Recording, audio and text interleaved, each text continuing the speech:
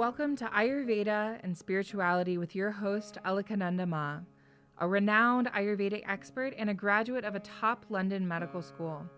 She is the principal of Alundi Ayurveda Gurukula, a unique apprenticeship-style school in Boulder, Colorado. She is a spiritual mother, teacher, flower essence maker, and storyteller. Join us as we uncover the timeless principles of Ayurveda, discover practical tips for enhancing vitality, and explore the deeper dimensions of spirituality that intertwine with the ancient science of life.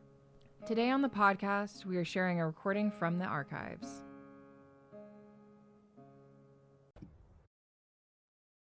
Namaste, everyone.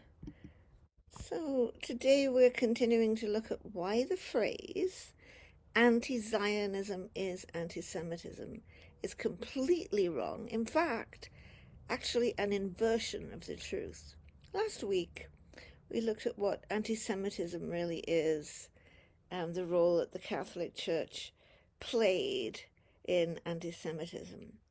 Now let's consider Zionism, beginning with the phrase, a land without a people, for a people without a land. We'll look at how this slogan irrevocably brands Zionism as a settler colonial enterprise and at its bizarrely anti-Semitic nature.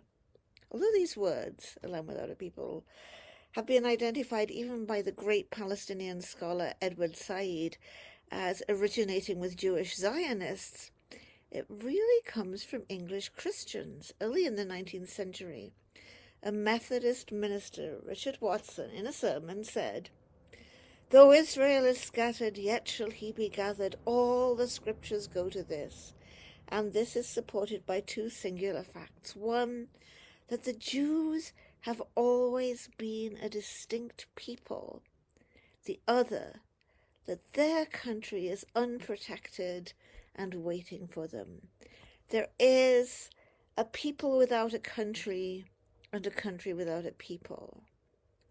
More famously, in 1853, British statesman Anthony Ashley Cooper, Lord Shaftesbury, wrote a letter to the then Prime Minister urging a Jewish homeland, describing Palestine as a country without a nation, needing a nation without a country. All right, let's start with the first half of the slogan, a land without a people.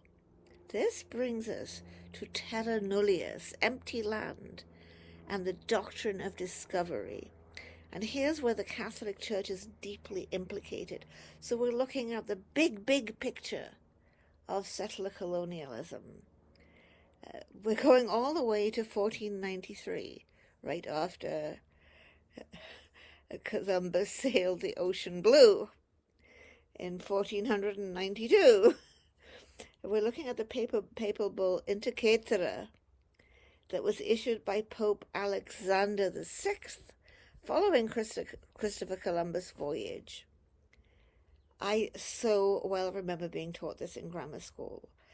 The Pope divided the non-Christian world between Spain and Portugal, granting absolute dominion over newly claimed lands. In school, we got out our globe, we saw where the line was, we saw the division of the world. I was appalled as a young girl. I'm appalled now. This doctrine of discovery became the basis of all European claims in the Americas. It was also the foundation for the United States Western expansion. This papal bull had massive impacts on native peoples. We're talking 1823, which is a long while from 1493. And we're talking about the Supreme Court case Johnson v. McIntosh, and Chief Justice John Marshall's opinion in the unanimous decision held, quote, "The principle of discovery gave European nations an absolute right to New World lands." So essentially, the indigenous people had only a right of occupancy, and that could be abolished. And this brings us to Requirimiento, a pronouncement to be read by Spanish conquerors to defeated Indians. This was read either in the presence of indigenous people who couldn't understand Spanish, most likely, or in the absence of them upon landing. This was read. Here's some excerpts. So their highnesses are kings and lords of these islands and land of terra firma by virtue of this donation. And some islands, and indeed almost all to whom this has been notified, have received and served their highnesses as lords and kings in the way that subjects ought to do, with goodwill, without any resistance, immediately, without delay, when they were informed of the aforesaid facts, and they also received and obeyed the priests, implication, whom their highnesses sent to preach to them and teach them our holy faith, and all these, of their own free will, without any reward or condition, have become Christians and are so. And their highnesses have joyfully and benignantly received them, and also have commanded them to be treated as their subjects and vassals. And you too, the indigenous people of wherever they landed, you too are held and obliged to do the same. Wherefore, as best we can, we ask and require that you consider what we have said to you, and that you take the time that shall be necessary to understand and deliberate upon it, and that you acknowledge the Church, this is the Catholic Church there, this is before the Protestant Reformation, that you acknowledge the Church as the ruler and superior of the whole world, and the high priest called Pope, and in his name King and Queen Donowana are lords, in his place, in the place of the Pope, as superiors and lords and kings of these islands and this terra firma by virtue of the said donation, and that you consent and give place that these religious fathers should declare and preach to you the aforesaid.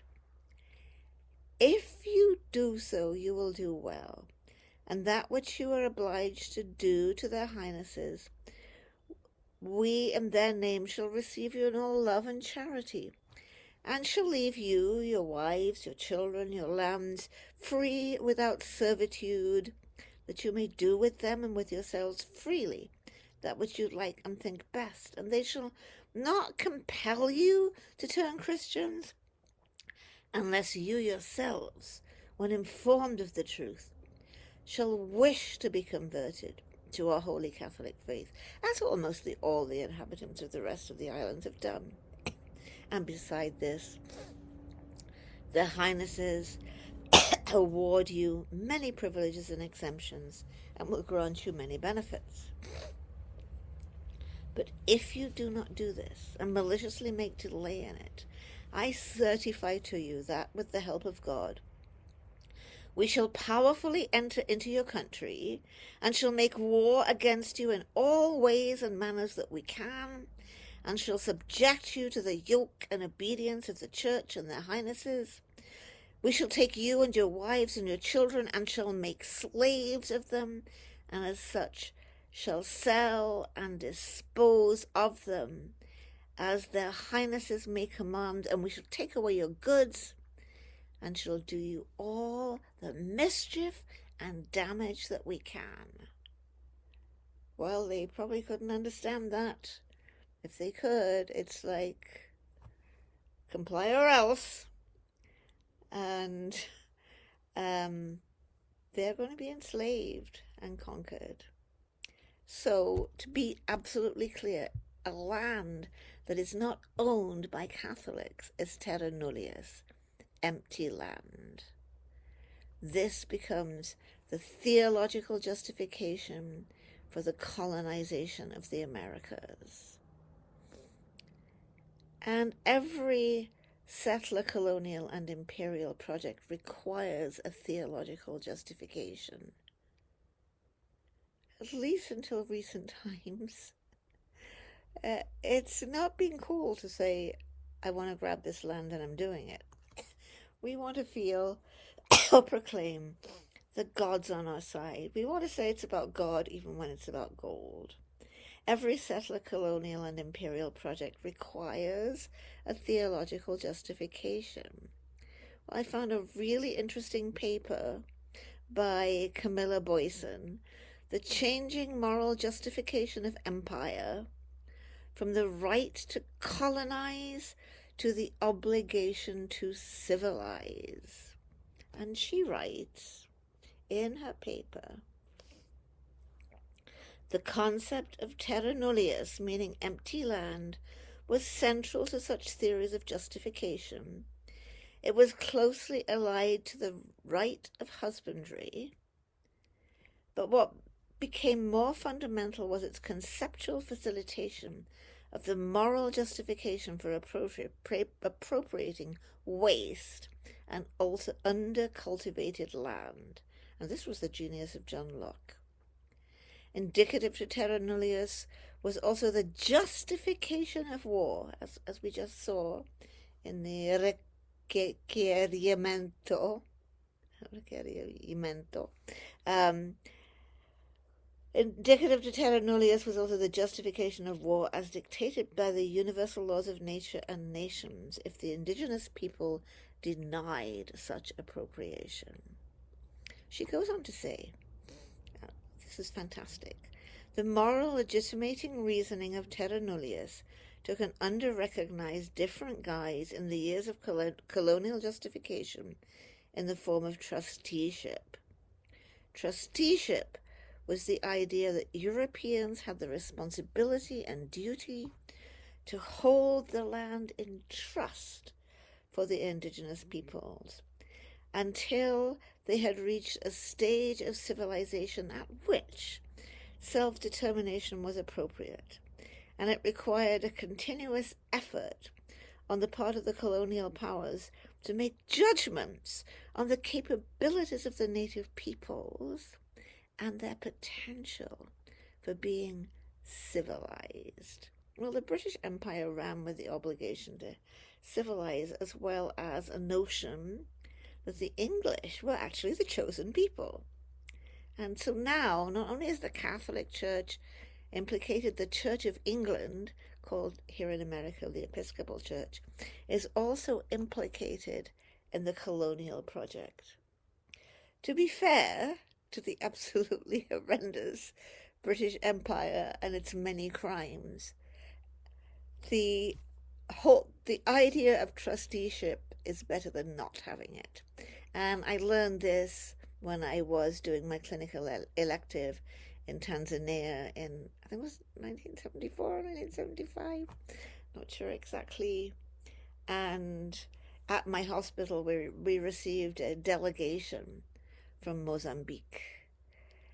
Because when the Portuguese quit Mozambique, as they had just done, they had not worked to raise up a middle class, and there were only 2 doctors in Mozambique. A desperate situation. So even worse than paternalistic trusteeship and trying to civilize the natives, even worse is grab and go. It's even worse. But this is not in any way to justify the British Empire. The British Empire ran with the obligation to civilize. Here is a poem that we had to memorize in grammar school by Rudyard Kipling. It's called Recessional. It has a somber note, but it carries many of these ideas. God of our fathers, known of old, Lord of our far-flung battle line, beneath whose awful hand we hold dominion over palm and pine, Lord God of hosts, be with us yet, lest we forget. The tumult and the shouting dies, the captains and the kings depart. Still stands thine ancient sacrifice, and humble and a contrite heart. Lord God of hosts, be with us yet, lest we forget, lest we forget. Far cold our navies melt away, on dune and headland sinks the fire. Lo, all our pomp of yesterday is one with Nineveh and Tyre. Judge of the nations, spare us yet, lest we forget, lest we forget. If drunk with sight of power we loose wild tongues that have not thee in awe, such boastings as the Gentiles use, or lesser breeds without the law, Lord God of hosts, be with us yet, lest we forget, lest we forget. For heathen heart that puts her trust in reeking tube and iron shard, all valiant dust that builds on dust, and guarding calls not thee to guard, for frantic boast and foolish word, thy mercy on thy people, Lord. That's the end of the poem. You can see some of these ideas. The English is the chosen people, the non-English as lesser breeds, and God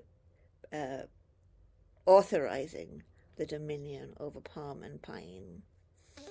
So, first half of the slogan, when we use the land without a people phrase, we're aligning with centuries of theological justification of the conquest, subjugation, and erasure of indigenous people, and we're more or less admitting that this has happened to Palestinians. European Jews have come into Terra nullius and made the desert bloom, keeping things in order for those who hold the land in trust, the English, while the Arabs are given a chance to become civilized.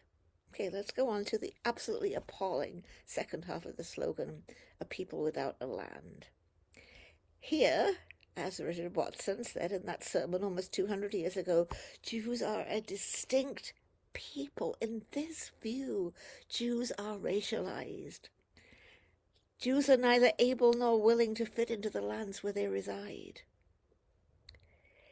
If the Jews are a people without a land, who need a land of their own, then there is no American Jewry. There are no British Jews. There are no French Jews. Jews do not belong where they live. This is extremely dangerous. Back when I was trying my vocation with the Religious of the Assumption, and I was a junior doctor at West Suffolk Hospital, on weekends off, I'd either go to my parents in Ipswich, in the other part of Suffolk, or I'd go to Hengrave Hall, where the Religious of the Assumption had a retreat center, and the retreat center was in an old Catholic manor house that had never succumbed to the Reformation. And in that building was a priest hole, a place where, on pain of death if found, priests were hidden so that Mass could still be celebrated. This is how Catholics, called papists, were treated for centuries in Britain, because they were seen as having allegiance to a foreign potentate.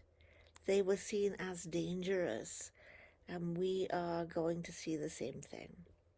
So with the Zionist project, Jews must, by proxy, take up the white man's burden. That's another Kipling phrase, the white man's burden. Of course, Jews themselves, being now racialized and not considered white, skin color notwithstanding, I promise you that despite having the whitest of the white skin, which I inherited from my grandfather Joe and my mum, I never felt white because of my name. So, but yet, Jews must take up by proxy the white man's burden. And with the creation of the State of Israel, with the placing of the Israeli flag in synagogues around the world, we set up a whole new layer of antisemitism. one in which Jews are seen as holding allegiance to a foreign state and can be held to account for the actions of that state. Alas, in my days as a junior doctor in West Suffolk Hospital, I did experience this. We had a doctor's mess where all of us would eat together and talk together and share a happy company, all of us junior doctors, though I was the most junior, me and my friend Jill, as the junior house physician and junior house surgeon. But all of us junior doctors who were eating in the doctor's mess, a majority of the other doctors were Palestinian. And we got along very well. They felt my empathy for their cause. They felt my compassion. Until one day, for our uniform was a white coat and a badge, a bleep and a stethoscope. One of them looked with horror at my badge, which said, Olivia Hudis, and said, "Where's that name come from?" Perplexed, stumbling, I said, "It's a Jewish name." That was it. No one would talk to me again in the doctor's mess. I told my dad the story, and it's very upsetting for a 26-year-old to be cut off from their colleagues. I told my dad, and he helpfully said, "You should have told them, I may be Jewish, but I am not Zionist," which was kind of the first time I really grasped the distinction and understood that we as a family were at the very least non-Zionist. We later became anti-Zionist.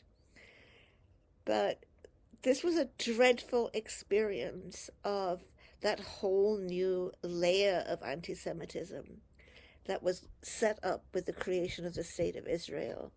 Another recent, also a horrific experience, is the Boulder arson attack that took place on June the 1st last year, at which Sutherland was present.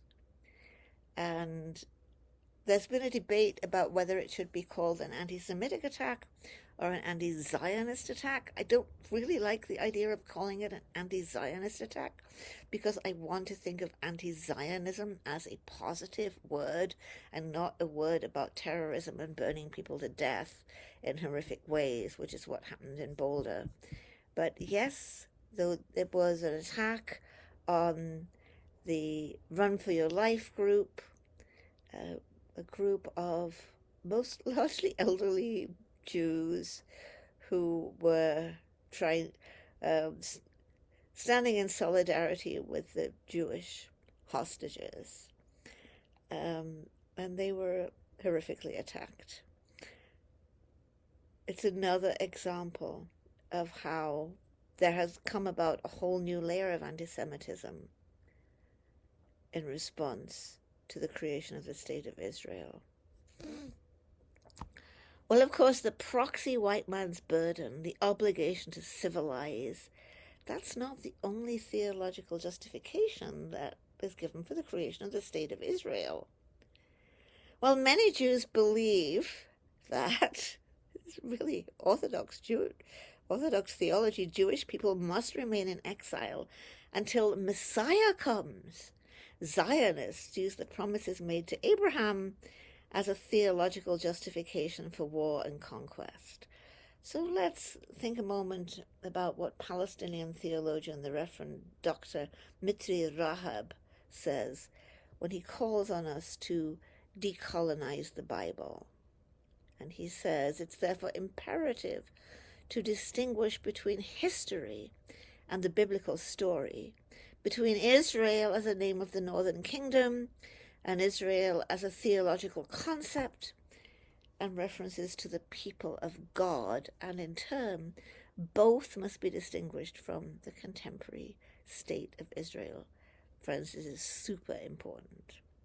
For those of you that didn't have RE in school, like I did in grammar school in the UK, the Northern Kingdom of Israel was formed around 930 BCE, when 10 northern tribes split from the southern tribes of Judah and Benjamin following the death of King Solomon. And it lasted until it was destroyed by Assyria in 722 BCE.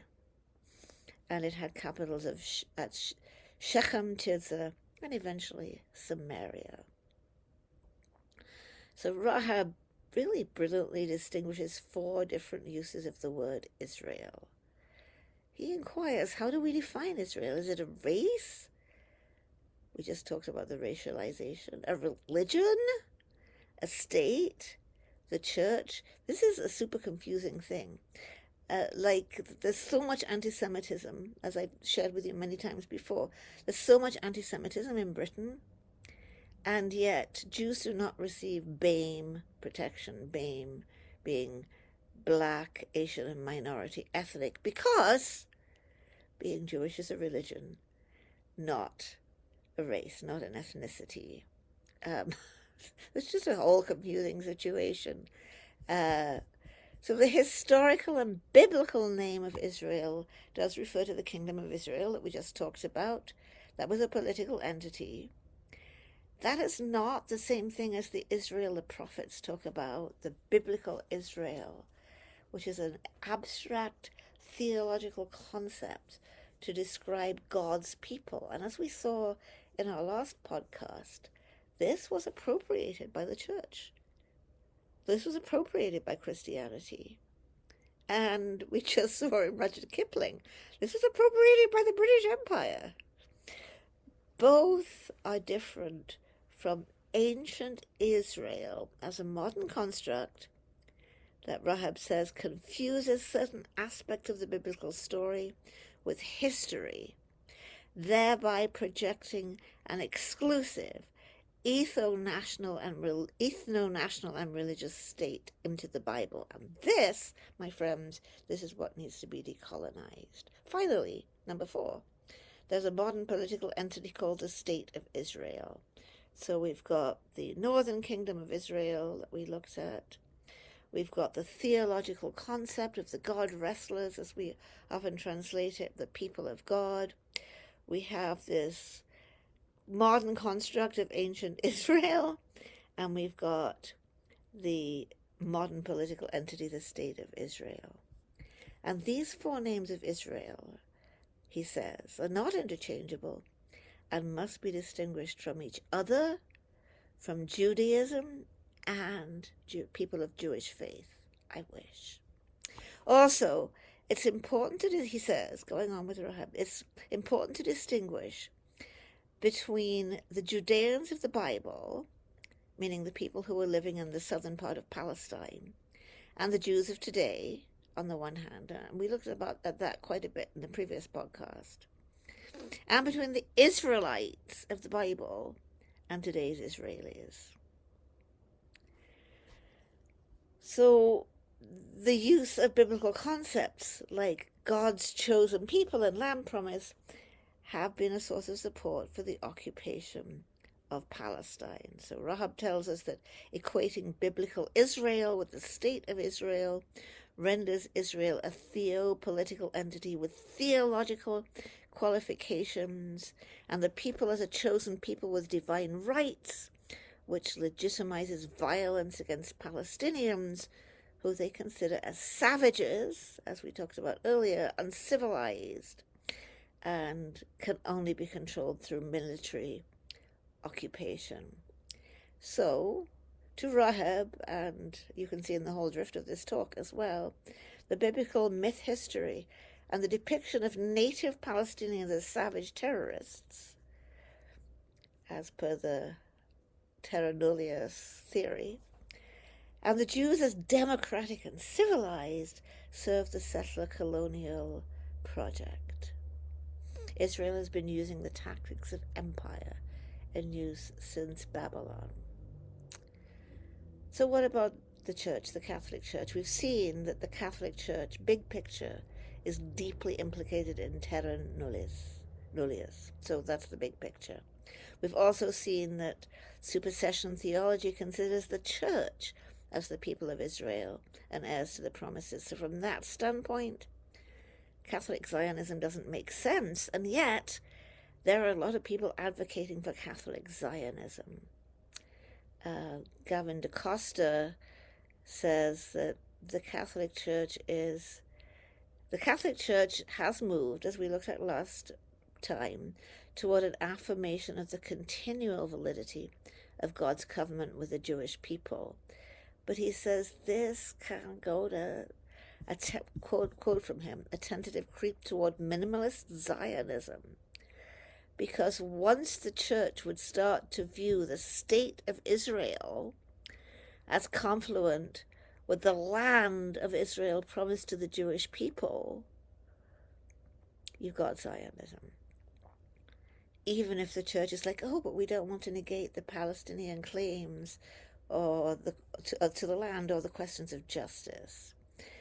Well, let's hear what Catholic scholars Jordan Denari Duffner and Julie Schumacher-Cohen have to say in an article they wrote, No Catholic Brand of Christian Zionism or Tolerance for Antisemitism. So they point out that in 1985, a pontifical commission specified that the Church views the modern state of Israel through the lens of international law.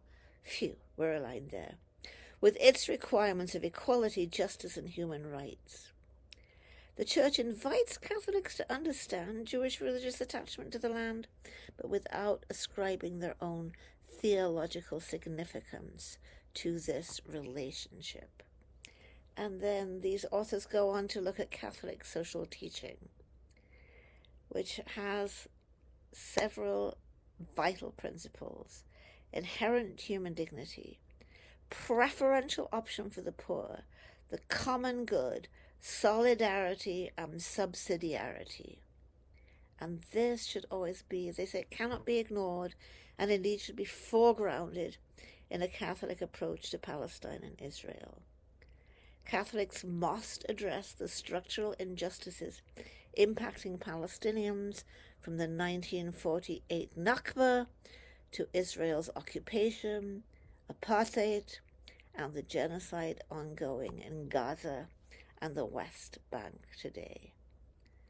So we've taken quite a look at how